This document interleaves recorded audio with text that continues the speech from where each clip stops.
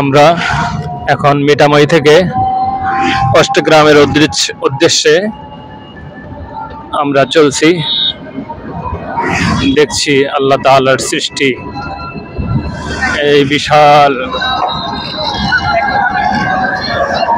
হাওর, এই বিশাল হাওরের দুই পাশে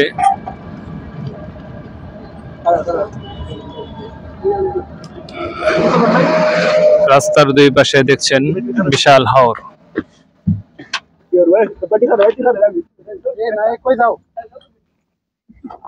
কি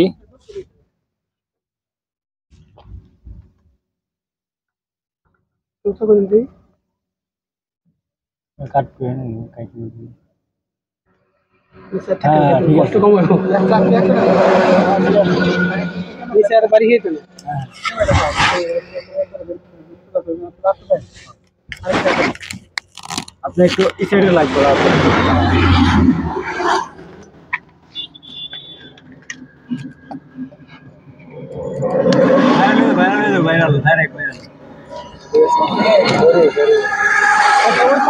নিতে পারবেন না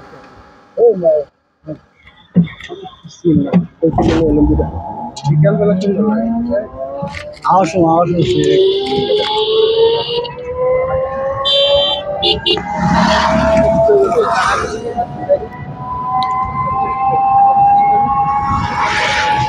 অষ্টগ্রামের উদ্দেশ্যে আমরা অষ্টগ্রাম জিরো পয়েন্টের উদ্দেশ্যে আমরা চলছি। কত সুন্দর করে বিগত সরকার, রাষ্ট্রপতি সাহেব এই রাস্তাটা করেছেন, অনেক ব্যয় করেছেন এই রাস্তার মধ্যে। আজকে হাওরের মাঝখান দিয়ে আমরা চলছি, প্রায় 14 কিলোমিটারের রাস্তা আমরা অতিবাহিত করব। অষ্টগ্রাম জিরো পয়েন্ট, আমরা এখন চলছি অষ্টগ্রাম জিরো পয়েন্টের উদ্দেশ্যে। অষ্টগ্রাম জিরো পয়েন্টের উদ্দেশ্যে আমরা রওনা করছি।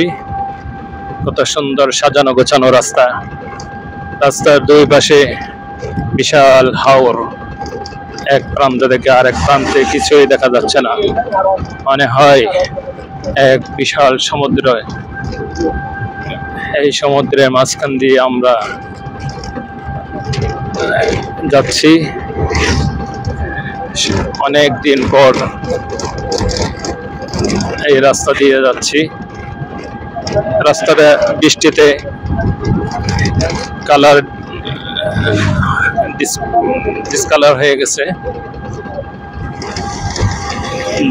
এখনই এত সুন্দর লাগছে, আর নতুন যখন ছিল তখন তো অনেক সুন্দর ছিল।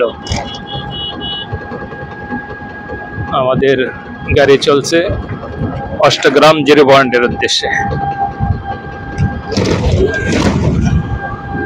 অষ্টগ্রাম জিরো পয়েন্টের উদ্দেশ্যে আমাদের গাড়ি চলছে। বয়ান করো।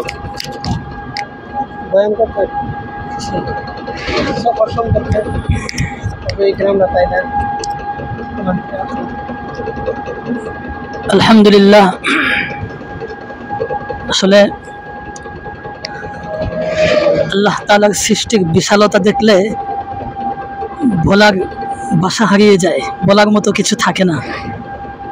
মানুষ নিজেকে অনেক বড় ভাবে, অনেক কিছুই ভাবে।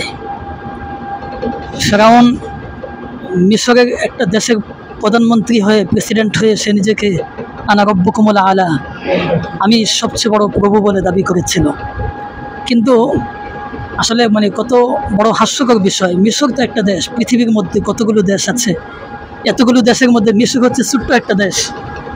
ঠিক একইভাবে ছোট্ট একটা এলাকা, ছোট্ট একটা রাষ্ট্রের ক্ষমতার মালিক হয়ে মানুষ নিজেকে কত বড়ভাবে, কত দাম্ভিক হয়ে যায়, কত অহংকারী হয়ে যায়।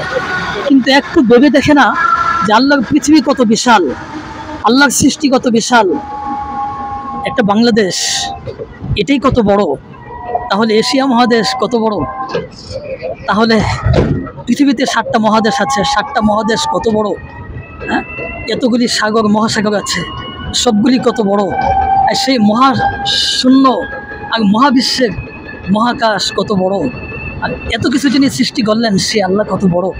সে আল্লাহর সামনে, সে আল্লাহর বিশালতার সামনে, এত বড় আসমান ও জমিনের সামনে মানুষ যে নিজেকে এত অহংকার, এত দাম্ভিক নিজেকে ভাবে, আসলে এর চেয়ে বড় বোকামি আর কিছু হতে পারে না। মানুষের চোখ কেন কপালে উঠে যায়, মানুষ কেন নিচের দিকে তাকায় না? আল্লাহ তাআলা বলেন যে লান তাখরিকাল আরদা ওয়া লান তাবলুগাল জিবালা তুলা। হে মানুষ, তুমি লান তাখরিকাল আরদ, তুমি পৃথিবীকে, পৃথিবী ফাটিয়ে তুমি মাটির নিচে যেতে পারবে না। ওয়া লান তাবলুগাল জিবালা তুলা, এবং তুমি পাহাড়ের উচ্চতায় পৌঁছতে পারবে না। কি বিশাল পাহাড় আর 7 তবক জমিন, তুমি তো ইচ্ছা করলে কিছুই করতে পারবে না। তাহলে সে আল্লাহ তাআলার সামনে, সে আল্লাহ অবাধ্য হয়ে তোমার কী লাভ? মানুষের শেষ ঠিকানা তো সেই কবর, সেই 3 হাত মাটির নিচে মানুষকে থাকতে হবে। দুনিয়াতে যত ক্ষমতার মালিক হোক, যত টাকা পয়সার মালিক হোক, কিন্তু তার শেষ ঠিকানা সে মাটি, যেখানে থাকবে না কোনো বিছানা, কোনো বালিশ, চতুর্দিকে শুধু মাটি আর মাটি। অতএব আমাদের শেষ ঠিকানা কি? আমাদের শেষ পরিণাম কি? আমাদের গন্তব্য কোথায়? কোথায় যেতে হবে? কার কাছে ফিরে যাব? আগে কোথায় ছিলাম? কোত্থেকে আসছি? কোথায় যাব? কেন আসছি? এগুলা ভাবা উচিত। এরকম অনেক দৃষ্টান্ত আমাদের সামনে আছে। আমরা দেখেছি পৃথিবীতে অনেক মানুষ অনেক অহংকার করেছে, অনেক দাম্ভিকতা প্রদর্শন করেছে, অন্য মানুষকে সে মানুষই ভাবে নাই। মানুষের সামনে খোদা হয়ে বসেছিল। সাদ্দাত সে নিজে বেহেশত বানিয়ে নিজেকে খোদা হিসেবে প্রমাণ করতে চেয়েছিল। নমরুদ নিজেকে খোদা দাবি করেছিল। এরকম আমাদের এই উপমহাদেশে অনেক দাম্ভিক মানুষ আছে যারা সামান্য ক্ষমতার মালিক হয়ে অনেক দাম্ভিক হয়ে যায়, অনেক বড় জালেম হয়ে যায়, অনেক বড় অহংকারী হয়ে যায়। কিন্তু আমরা দেখেছি অল্প সময়ের ব্যবধানে তাদের সমস্ত জুলুম, তাদের সমস্ত শক্তি খান খান হয়ে চূর্ণ বিচূর্ণ হয়ে মাটির সাথে মিশে গিয়েছে, ইতিহাসে রাস্তা করে নিক্ষিপ্ত হয়েছে। তাদের নাম নিশানা নেওয়ার মতো মানুষ পৃথিবীতে বাকি ছিল না। আবু জাহাল, আবু লাহাব, উতবা সাইবা, তাদের নামে পৃথিবীতে একটা মানুষও খুঁজে পাওয়া যায় না। অথচ আবু জাহাল কেবল মক্কার একজন সর্দার হয়ে নিজেকে কত বড় দাবি করেছিল। মুহাম্মদকে জাদুকর, মুহাম্মদকে শেষ করে দেবে, নিঃশেষ হয়ে যাবে, মুমিন মুসলমানদেরকে নিঃশেষ করে দেবে। কিন্তু আজকে আবু জাহাল কোথায়? আবু লাহাব কোথায়? উতবা সাইবা কোথায়? ঠিক আমাদের বর্তমান জামানাতেও এরকম অনেক নব্য আবু জাহাল আছে, আবু লাহাব আছে, উতবা সাইবার প্রেতাত্মা আছে, যারা সামান্য ক্ষমতা পেয়ে নিজেকে আবু জাহাল হিসাবে, আবু লাহাব, উতবা সাইবা হিসাবে, ফিরআউনের উত্তরসূরি হিসেবে নিজেকে প্রতিষ্ঠিত করতে চায়। কিন্তু আমরা দেখেছি আমাদের চোখের সামনে তারা ইতিহাসে রাস্তা করে নিক্ষিপ্ত হয়েছে। এমনকি মানুষ তাদের নামও পর্যন্ত নিতে ভয় পায়। মানুষ তাদের নাম নিতে মানে ঘৃণার সাথে তাদের নাম প্রত্যাখ্যান করে। আল্লাহ সুবহানাহু ওয়া তাআলা আমাদের সবাইকে এই বিষয়গুলো বোঝার তৌফিক দান করেন। আমি এটাই বলবো আজকে যে আমি এই প্রথম এসেছি, আপনারাও যান, পৃথিবীতে সফর করেন। বাংলাদেশের বিভিন্ন অঞ্চল আছে, আমি আলহামদুলিল্লাহ বিভিন্ন অঞ্চলে সফর করেছি। আমি সিলেটেও গিয়েছি, আমি সেই শেরপুর গিয়েছি, আজকে কিশোরগঞ্জ, মিঠামইন, অষ্টগ্রাম সফরে আসছি। আমি তো আসলে যতই দেখছি ততই অবাক হচ্ছি যে আল্লাহর সৃষ্টির বিশালতা, আল্লাহর সৃষ্টির সৌন্দর্য। তাহলে না জানি সে আল্লাহ কত সুন্দর। আল্লাহর সৃষ্টি যদি এত সুন্দর হয় তাহলে আল্লাহ না জানি কত সুন্দর। আগে এই মানুষের জন্য আল্লাহ তাআলা জান্নাত কত সুন্দরভাবে বানাইছে। সে জান্নাত, জান্নাতুল ফিরদাউস, জান্নাতুল মাওয়া কত সুন্দর। ঠিক একইভাবে যদি মানুষ এত সৃষ্টি দেখে, সৃষ্টির বিশালতা, সৃষ্টির সৌন্দর্য দেখে, হ্যাঁ হ্যাঁ, আল্লাহকে না মানে, আল্লাহকে না বুঝে, আল্লাহর বিধানের সামনে আত্মসমর্পণ না করে, ঠিক একইভাবে সেরকম ভয়ানক শাস্তিও তাদের জন্য রয়েছে।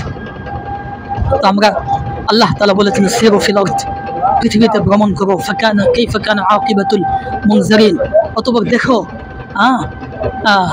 যারা আল্লাহকে অস্বীকার করেছিল, আল্লাহর অবাধ্যতায় লিপ্ত হয়েছিল, তাদের শেষ পরিণাম কি ছিল। অতএব তুমি ভ্রমণ করো, আল্লাহ তাআলা ভ্রমণ করতে বলেছেন।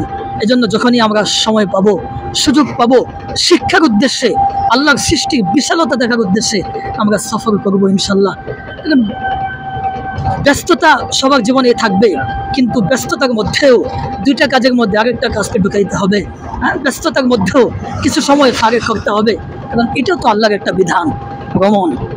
এখানেও তো অনেক শিক্ষা আছে, এখান থেকেও অনেক শিক্ষা নেওয়ার ব্যবস্থা আছে, নিজেকে পরিবর্তনের অনেক উপাদান এই সৃষ্টির মধ্যে লুকায়িত আছে।